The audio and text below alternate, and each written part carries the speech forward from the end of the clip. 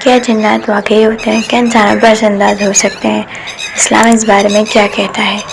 آج کی ویڈیو ہم جانیں گے جنات کیا ہوتے ہیں، ان کا وجود، ان کی طاقت اور اسلام ان کے بارے میں کیا فرمایا گیا ہے۔ اللہ تعالیٰ فرماتے ہیں، اللہ نے جنات کو آگ کے شعلے سے پیدا کیا۔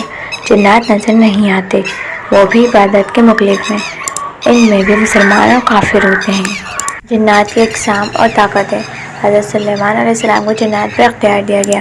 کچھ جنات عام ہوتے ہیں، کچھ شریر شیطانوں کی جماعت سے، ان کے پاس انسان جیسی طاقت نہیں ہوتی، صرف مختلف صلاحیتیں ہوتی ہیں، جیسے تیزی سے حرکت، مختلف شکلوں میں آنا، کبھی کبھار وسوسے ڈالنا۔ جنات سے حفاظت کیسے کریں؟ قرآن و سنت میں واضح ہدایات یہ ہے کہ سورۃ الفلق، سورۃ الناس کی تلاوت، آیت الکرسی ہر رات سونے سے پہلے، گھر میں اذان دینا، بلا وجہ ویران جگہ پر نہ جانا۔ ہر بیماری کو جن کا اثر سمجھنا غلط ہے۔ جادو اور جن کی ہر بات پر یقین کر لینا غلط ہو سکتا ہے۔ قرآن و سنت پر یقین رکھنا ہی اصل حفاظت ہے۔ کیا جن انسان کے جسم میں داخل ہو سکتے ہیں؟ بعض لوگوں کا ماننا ہے کہ جنات انسان کے جسم میں داخل ہو سکتے ہیں۔ اس بارے میں علماء کی رائے مختلف ہے۔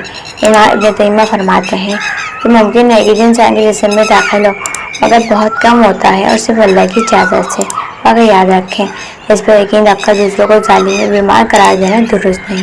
ہمیں قرآن، دعا اور علاج پر بھروسہ رکھنا چاہیے، نہ کہ ڈر پر۔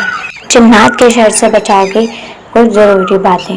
اسلام میں جنات کے شر سے بچاؤ کے لیے سادہ اور آسان اذکار کیا گیا ہے۔